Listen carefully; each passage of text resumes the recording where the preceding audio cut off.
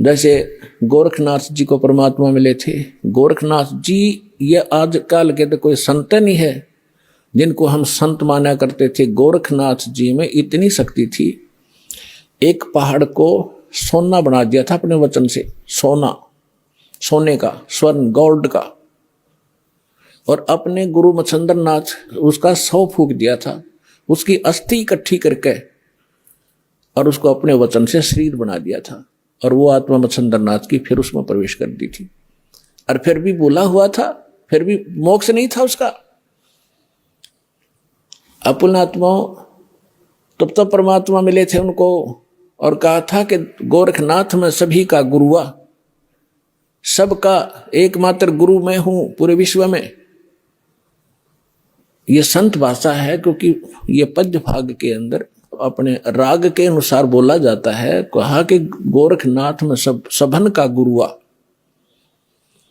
अब गोरखनाथ जी क्या कहते हैं, तेरा वचन मोह लग गए कड़ुआ। कि आप जो कह रहे हैं मेरे अतिरिक्त कोई संसार में गुरु नहीं है, तो मुझे आपका ये वचन अच्छा नहीं लग रहा, कड़ुआ लग रहा है, बुरा लगता है। तो परमात्मा कहते हैं कड़ुआ लगे सो मीठा होई, हमरी बात पतीजे जोई। कि मेरे ज्ञान पर विश्वास कर लोगे, एक दिन ये जो कड़वा आज आपको लग रहा है एक दिन मीठा लगेगा। तो गरीबदास साहब जी कहते हैं कि गोरखनाथ सिद्धि में भूल्या और टूणे टामण हंड फूल्या। मुर्दे तक जीवित करना, पहाड़ को सोने में परिवर्तित कर देना, ये तो टूणा टामण बताया यथार्थ भक्ति की तुलना में। और ये सिद्धियां दिखाकर जैसे अगस्त ऋषि ने समुद्र पी लिया एक घूंट में, 7 समुद्र खाली कर दिए। पुण्यात्मा आज की विज्ञान करके दिखाओ इन्हें।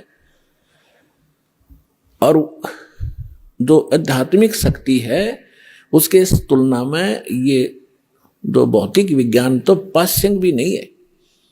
लेकिन उन्होंने वो विज्ञान का दुरुपयोग किया, अध्यात्म विज्ञान का। अब ये भी दुरुपयोग कर रहे हैं परमाणु वगैरह बना करके। तो उन्होंने भी ऐसे ही परमाणु बनाए थे, इन सिद्धियां प्राप्त करके लोगों को तमाशा ड्रामा दिखा के अपने साथ लगा लिया और अपने आप में यह प्रभु पा किए। तो गोरखनाथ के विषय में कहा कि गोरखनाथ सिद्धि में भूल्या, भगवान भूल गया, उसी से अपने आप को बहुत बड़ा महापुरुष मान लिया और टूणे टामण हंड फूल्या। परमात्मा ने कहा कि तुम हो जम की फर्दी माही। परमात्मा ने कहा कबीर साहब ने कि हे गोरखनाथ आप काल की फर्द में हो। फर्द को खूब समझते हैं भगत जो किसान स्तर के हैं। उसकी जो जमीन की फर्द होती है उसके अंदर उसकी सारी रजिस्टर्ड जो उसके नाम जमीन होती है उसका ब्यौरा होता है कि यह इसकी है, इस व्यक्ति की, वह उसकी फर्द में है, पक्की है वह। तो यहां परमात्मा कहते तुम हो जम की फर्दी माही, तुम काल की फर्द में हो, काल का रजिस्ट्री हो रही है तुम्हारी और हम तुम्हें यहां से छुटवाएंगे, काल की फर्द से निकालेंगे और अपने सतलोक की फर्द में आपका नाम लिखवाएंगे। फिर कहते हैं परमात्मा ने उनको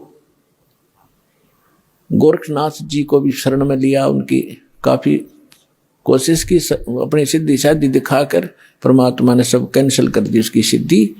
तब उस प्यारी आत्मा ने परमात्मा को स्वीकार किया। तो कहने का भाव यह है, दास जो आज ज्ञान दे रहा है वैसे किसी को कड़वा लगे, एक दिन समझ में आओगी ना जब बात, आपने बहुत बढ़िया लगेंगी सारी कहानी।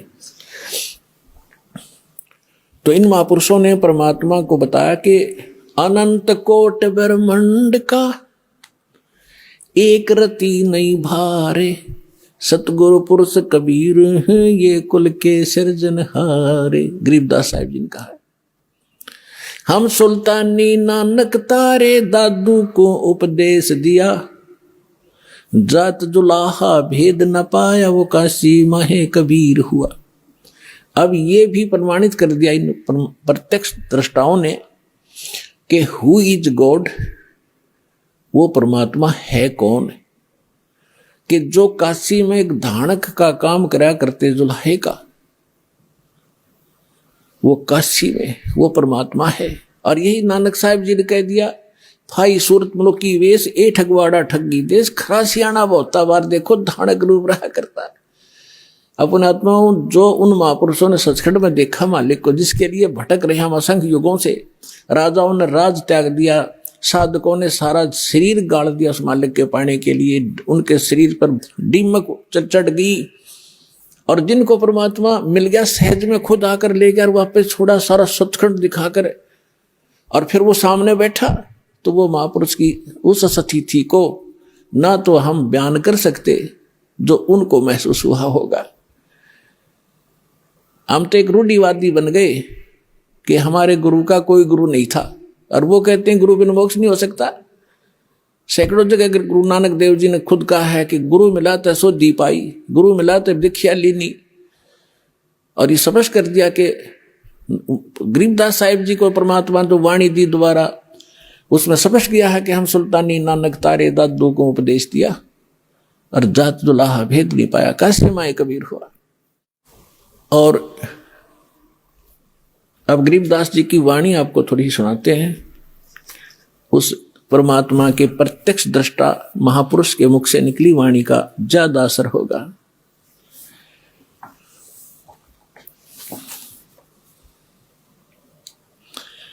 क्या कहते हैं, पंजा दस्त कबीर का सिर पर रखो हंस, यम किंकर चंपे नहीं तुम्हारा उधर जाएगा वंश।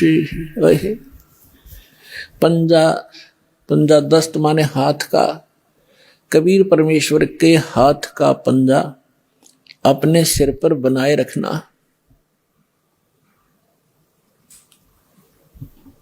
आपके निकट यम के दूत नहीं आ सकते, काल के दूत आपके निकट नहीं आ सकते, आपका पूरा वंश उधर जाएगा, पार हो जाएगा। कबीर साहब कहते हैं, भक्ति बीज जो होवे हंसा, अर्ता के उतारूं 71 वंशा। 101 पीढ़ी पार कर दूंगा, परमात्मा कहते हैं, जो मेरी सत साधना पर शुरू कर देगा एक बार। 101 पीढ़ी।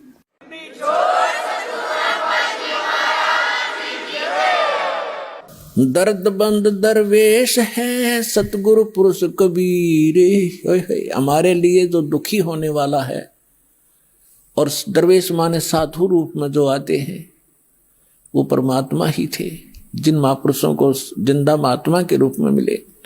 कहते हैं वो दर्द बंद दरवेश हैं सतगुरु पुरुष कबीर, नाम लिए बंद छूट है और टूटे यम जंजीरे। हमारे दुख में दुखी होने वाले एक ही महापुरुष हैं जो संत रूप में यहाँ आए हैं, खुद परमात्मा ही। दर्द बंद दरवेश हैं सतगुरु पुरुष कबीरे, नाम लिए बंद छूटे हैं टूट जम जंजीरे।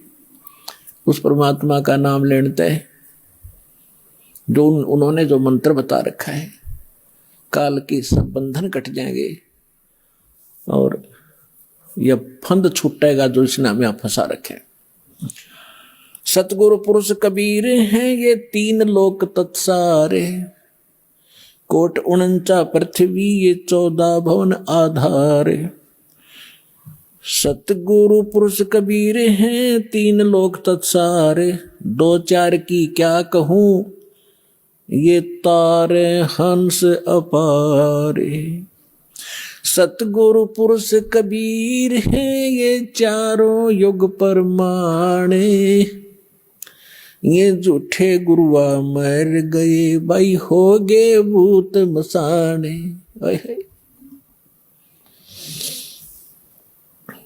झूठे गुरु के आश्रय कदे न उधर जीवे, सच्चा पुरुष कबीर है आद परम गुरु पीवे।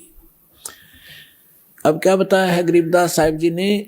गरीबदास साहिब जी कह रहे हैं अपनी अमृतवाणी में, एफिडेविट दे रहे हैं कि सतगुरु पुरुष कबीर हैं ये 4 युग परमाणे, ये झूठे गुरुआ मर गए भाई हो गए भूत मसान। कबीर साहब कहते हैं, चारों युग में मेरे संत पुकारे और कूक कहा हम हेल रे। हीरे माणिक मोती वर्ष ये जग चुगता ढेल रे। परमात्मा कहते हैं, मैं चारों युगों में आया, सतयुग त्रेता द्वापर कलयुग में, और प्रत्येक युग में महापुरुषों को मिला जैसे वो उनका गुण है, उस गुण के आधार से परमात्मा मिले, उनको ज्ञान दिया। फिर उन महापुरुषों ने भी यही ज्ञान आगे जनता को बताया, और हमने भी इस यथार्थ ज्ञान और यथार्थ भक्ति की बहुत आवाज लगाई, लेकिन ये भोली आत्मा समझ नहीं सके। ये यथार्थ भक्ति और यथार्थ ज्ञान, यथार्थ साधना रूपी हम हीरे मोती लाल आपके सामने बखेर रहे हैं। आप इसे परिचित ना होने के कारण नकली साधना करके डले इकट्ठे कर रहे हो कंकर, जो जहां जाओगे दरबार में, धर्मराज के दरबार में, वहां कोई कीमत नहीं होगी उस भक्ति की जो शास्त्र विधि को त्याग कर मनमान आचरण कर रहे हो। गीता अध्याय नंबर 16 के श्लोक नंबर 23-24 में इसका प्रमाण है कि शास्त्र विधि को त्याग कर जो मनमाना आचरण करते हैं, मनमानी पूजाएं करते हैं, उनको न तो कोई सुख होता है, न कोई सिद्धि प्राप्ति होती है, और न ही उनकी गति होती है, अर्थात व्यर्थ, यूजलेस। इन तीन चीजों के लिए हम भक्ति करते हैं। यह संसार में रहे, परमात्मा की छत्र छाया हमारे पर बनी रहे, हमारी किस्मत के जो कष्ट आने हैं वो भी टले, हमें सुख हो, हमारे कार्य सिद्ध हो, और हमारी मोक्ष हो, गति हो। कहते हैं शास्त्र विधि त्याग कर मनमाना आचरण करने वाले की ये तीनों नहीं होती।